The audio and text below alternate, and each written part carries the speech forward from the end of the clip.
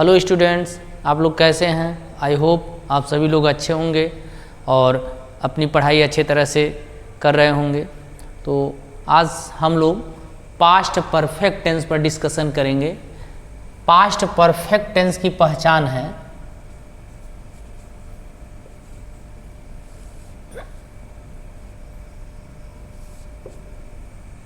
इस काल के हिंदी के वाक्यों की क्रियाओं के अंत में चूका था, चूकी थी, चूके थे, या था,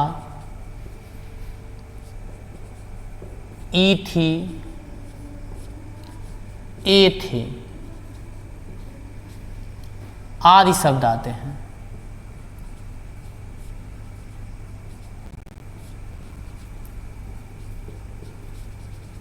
आदि शब्द आते हैं। कभी कभी पास्ट टेंस में दो कार्यों का होना पाया जाता है। एक कार्य समाप्त होने के बाद दूसरा कार्य शुरू होता है।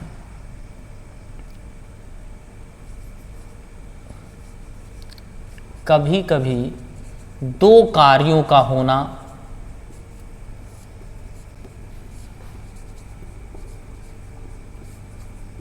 पाया जाता है।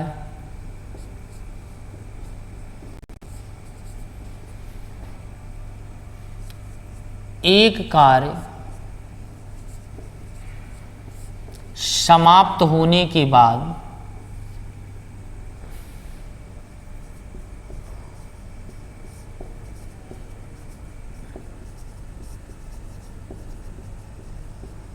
दूसरा कार्य शुरू होता है।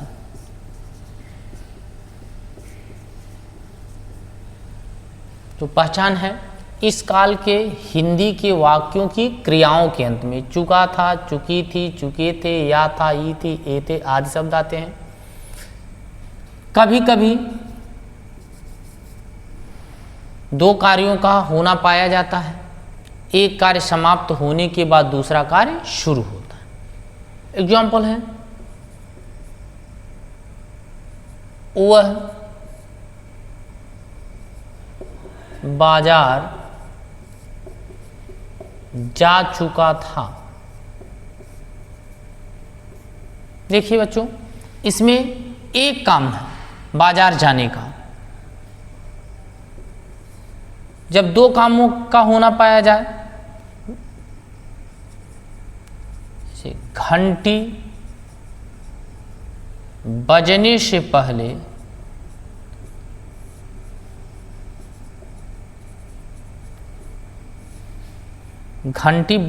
पहले वह विद्यालय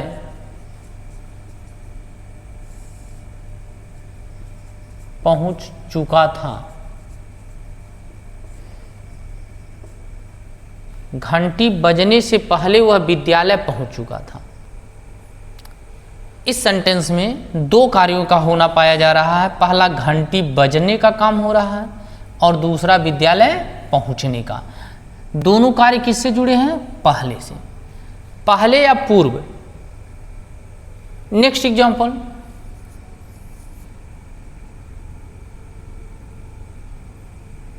खाना खाने के बाद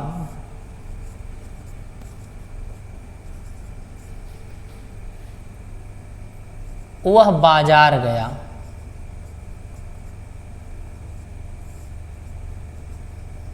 खाना खाने के बाद वह बाजार गया। देखिए, इसमें दो काम इसमें भी है।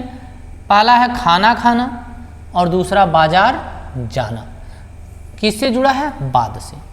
तो इस टेंस में जब दो कामों का होना पाया जा तो दोनों कार्य या तो पहले या पूर्व से जुड़े रहेंगे या बाद या पश्चात से। बात समझ गए होंगे कि past tense, past perfect tense की पहचान है इस काल के हिंदी के वाक्यों की क्रियाओं के अंत में चुका था, चुकी थी, चुके थे, या था, ई थी, ए थे आदि शब्द आते हैं। कभी कभी दो कार्यों का होना पाया जाता है, एक कार्य समाप्त होने के बाद दूसरा कार्य शुरू होता है। एग्जाम्पल यहाँ, वह बाजार जा चुका था, घंटी बजने से पहले वह विद्यालय पहुँच चुका था, खाना खाने के बाद वह बाजार गया। आइए हम लोग इंग्लिश बनाने के लिए देखते हैं।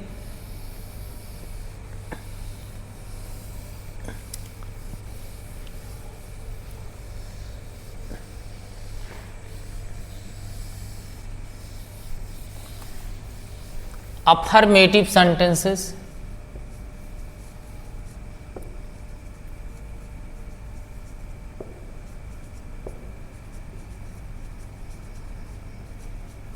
अफर्मेटिव सेंटेंस, इसमें सब्जेक्ट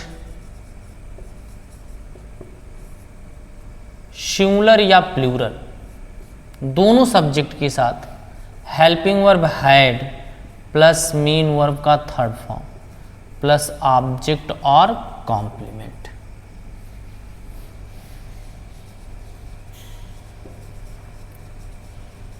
ऑब्जेक्ट और कॉम्प्लीमेंट, यह स्ट्रक्चर जब एक काम का होना पाया जाए, जैसे वह बाजार जा चुका था, वह बाजार जा चुका था, वह बाजार जा चुका था। सब्जेक्ट क्या है? ही,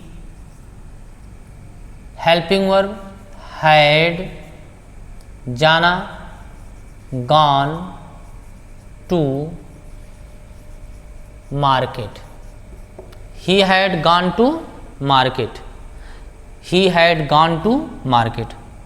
जब दो कार्यों का होना पाया जाए, दोनों कार्य पहले या पूर्व से जुड़े हों, जैसे एग्जाम्पल है घंटी बजने से पहले वह विद्यालय पहुंच चुका था।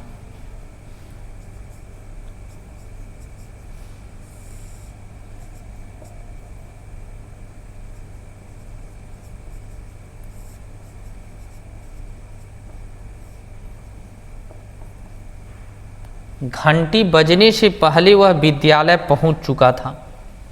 अब देखिए इसमें पहले से जुड़ा है दोनों काम, एक घंटी का बजना, दूसरा विद्यालय पहुंचना। तो इसमें रूल है, यदि पास्ट टेंस में दो कार्यों का होना पाया जाए, दोनों कार्य पहले या पूर्व से जुड़े हों। किससे जुड़े हों? पहले या पूर्व से, पहले या पूर्व, पहले या पूर्व से जुड़े हों, तो इन दोनों में से जो क्रिया कार्य को पहले समाप्त होना दिखाती हो उसको सबसे पहले पास्ट परफेक्ट में लिखते हैं। तो पहला काम है घंटी का बजना, दूसरा विद्यालय पहुंचना। अर्थात घंटी नहीं बजी थी, उसके पहले विद्यालय वह पहुंच चुका था। तो ये काम पहले हो रहा है विद्यालय पहुंचने का, तो इसको सबसे पहले पास्ट परफेक्ट में लिखेंगे। किस में लिखेंगे? पास्ट परफेक्ट में। He had reached, he had reached the school. पहले पूर्व की अंग्रेजी लिखेंगे, इसके बाद before, he had reached the school before. अब ये जो काम बाद में हो रहा है उसको बाद में लिखेंगे पास्ट इंडेफिनिट में, before the bell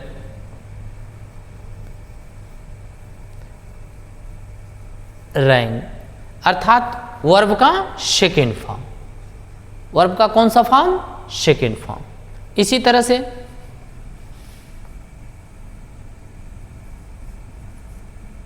next example है पुलिस के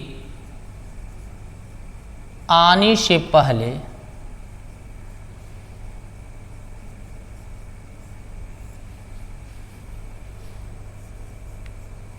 चोर भाग चुका था।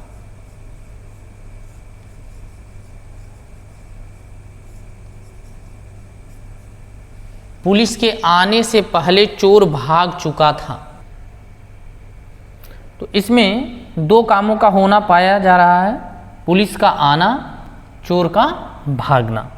तो जो क्रिया कार्य को पहले समाप्त होना दिखाती हो उसको सबसे पहले किस में लिखते हैं? पास्ट परफेक्ट में। दोनों कामों में से कौन? पुलिस के आने से पहले चोर भाग चुका था, अर्थात पुलिस नहीं आई थी उसके पहले चोर भाग चुका था। तो ये काम हम सबसे पहले लिखेंगे पास्ट परफेक्ट में। The thief had run away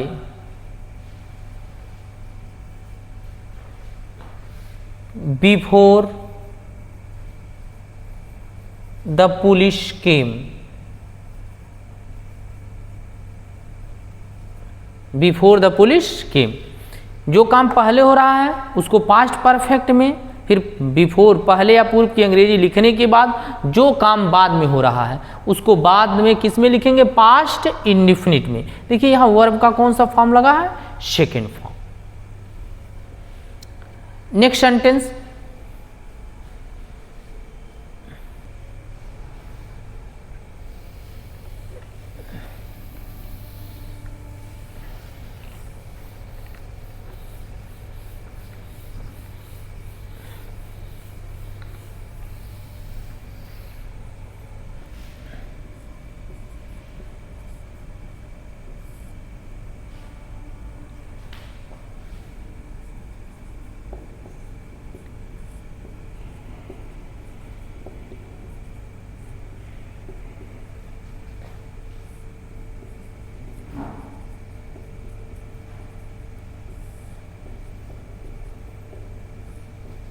खाना खाने के बाद राम विद्यालय गया।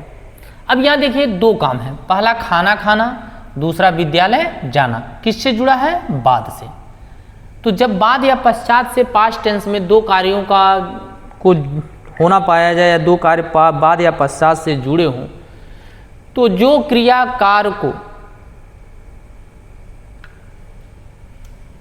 खाना खाने के बाद राम विद्यालय गया, तो पहले खाना खा रहा है उसके बाद विद्यालय जा रहा है। तो इन दोनों में से जो काम बाद में हो रहा हो, जो क्रियाकार को बाद में होना दिखाती हो, उसको सबसे पहले पास्ट इंडिफिनिट में लिखेंगे। क्या हो जाएगा? Ram went to market, went to school. Ram went to school. After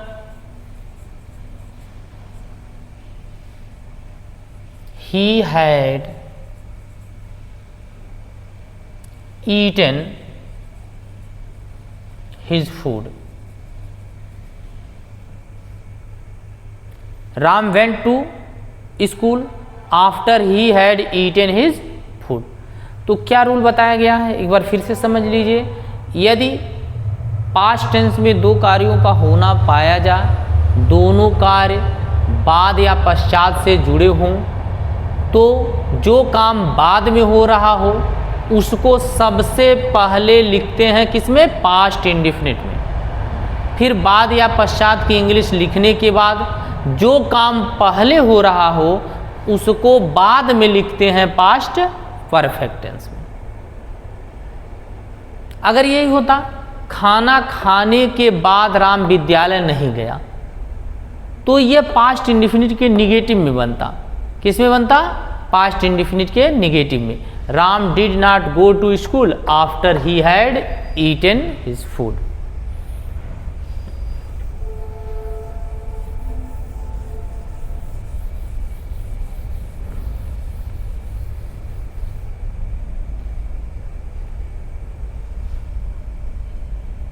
जैसे नेक्स्ट एग्जांपल, वह यह कार्य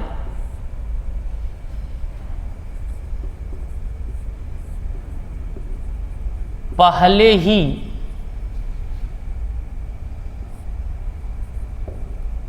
कर चुका था। वह यह कार्य पहले ही कर चुका था। अब देखिए यहां पहले ही जब सेंटेंस में आए, क्योंकि इसमें एक ही काम का होना पाया जा रहा है, तो पहले ही की इंग्लिश क्या लिखते हैं? Already. He had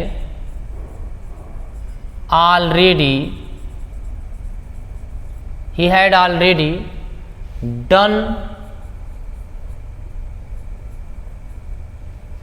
this work. He had already done this work. He had already done this work. पहले ही आए तो पहले ही के लिए क्या लगाएंगे? ऑलरेडी। नेक्स्ट सेंटेंस निगेटिव से। निगेटिव सेंटेंस में रूल है हेल्पिंग वर्ब हैड के तुरंत बाद नॉट लगाते हैं। निगेटिव सेंटेंसेस स्ट्रक्चर है सब्जेक्ट सिंगुलर या plural plus had plus not plus verb का थर्ड फॉर्म प्लस ऑब्जेक्ट या कॉम्प्लीमेंट।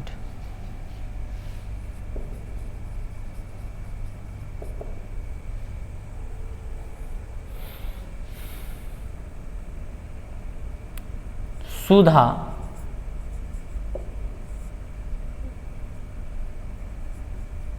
अपना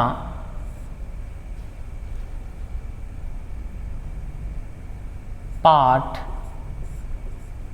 नहीं याद कर चुकी थी।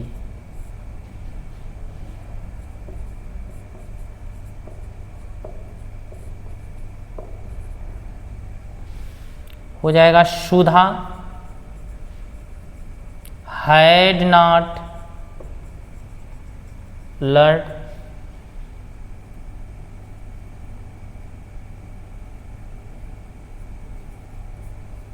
her lesson। तो हेल्पिंग और हैड के तुरंत बाद नॉट। दो कार्यों का होना पाया जाए, जैसे पुलिस के आने से पहले, पुलिस के आने से पहले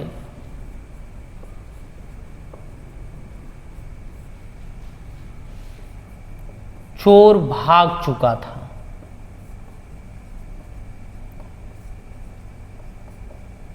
पुलिस के आने से पहले चोर नहीं भाग चुका था, निगेटिव है। पुलिस के आने से पहले चोर नहीं भाग चुका था। तो देखिए रूल वही फॉलो करना है, जो काम पहले हो रहा हो उसको सबसे पहले पास्ट परफेक्ट में the thief had not run away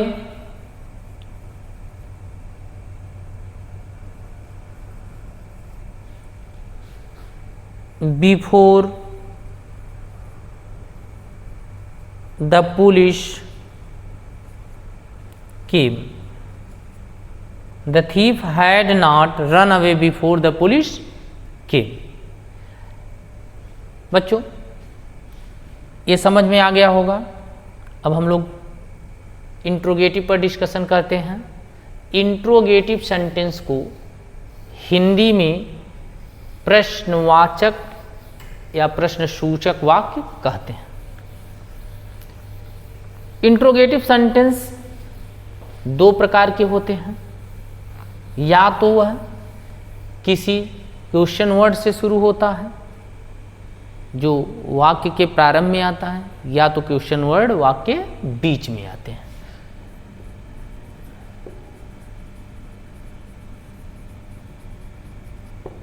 interrogative sentence, interrogative sentence में पहला रूल है, रूल नंबर फर्स्ट, क्या वाक्य के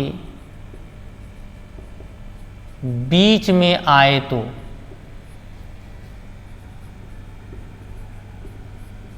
बीच में आता है तो क्या करते हैं?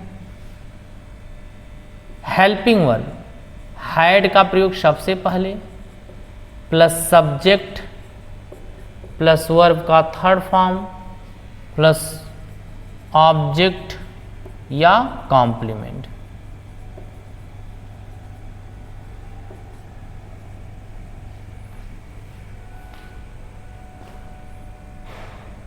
क्या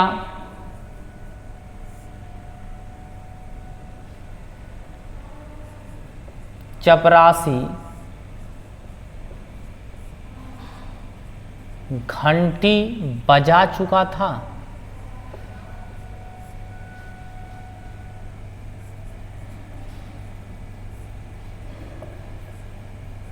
क्या चपरासी घंटी बजा चुका था?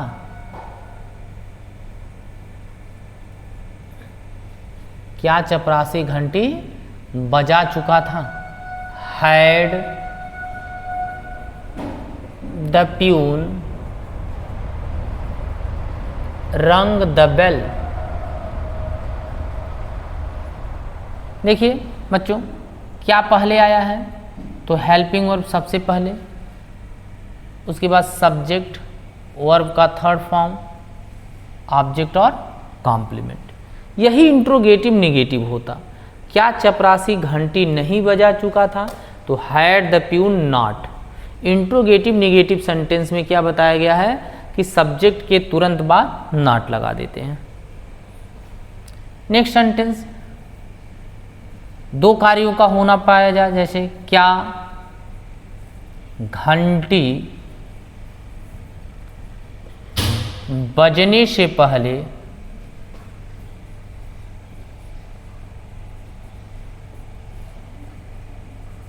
वह विद्यालय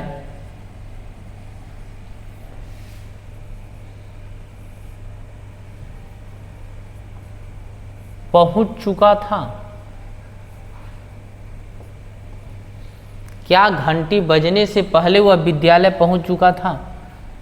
तो क्या पहले आया है? तो रूल के अकॉर्डिंग दो काम जुड़े हुए हैं पहले से, जो क्रिया कार्य को पहले समाप्त होना दिखाती हो उसके पहले ये क्या माना जाएगा?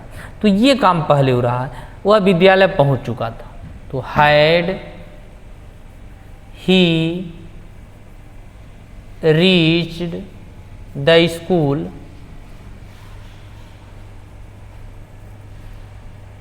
पहले या पूर्व की English,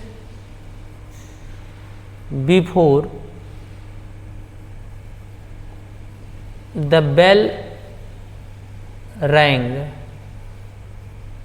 had he reached the school before the bell rang. क्या पहले आया है? तो क्या करेंगे?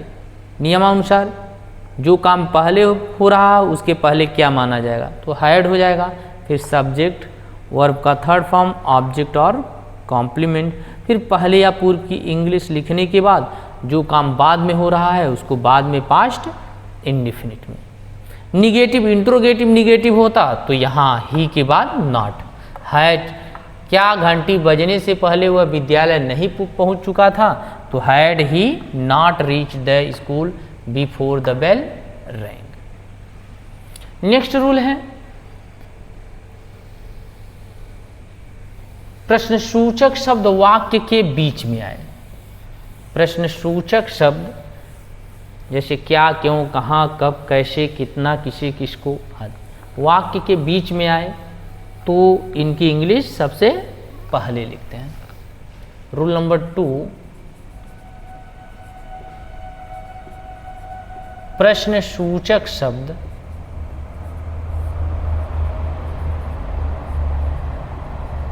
वाक्य के बीच में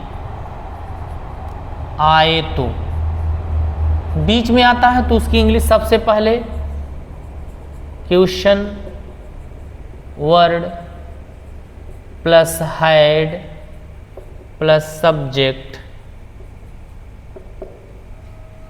प्लस वर्ब का थर्ड फॉर्म, ऑब्जेक्ट और कॉम्प्लीमेंट।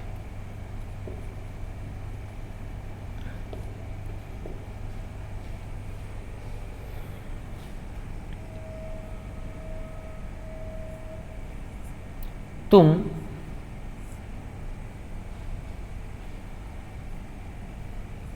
बाजार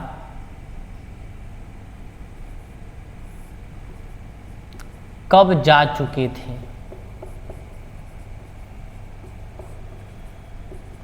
तुम बाजार कब जा चुके थे? देखिए कब क्वेश्चन वर्ड है, बीच में आया है, तो इसकी इंग्लिश सबसे पहले व्हेन। फिर हैड हेल्पिंग वर्ब, उसके बाद subject when had you gone to market, when had you gone to market. Interrogative negative होता तो सब्जेक्ट के तुरंत बाद नॉट। दो कार्यों का होना पाया जाए, जैसे पुलिस के आने से पहले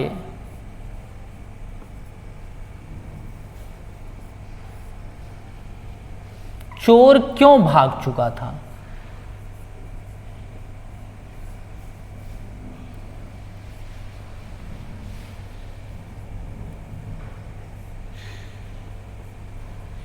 पुलिस के आने से पहले चोर क्यों भाग चुका था? अब देखिए क्यों है, बीच में आया है, दो कार्यों का होना पाया जा रहा है, तो इसकी इंग्लिश सबसे पहले why, helping verb had, the thief, why had the thief run away,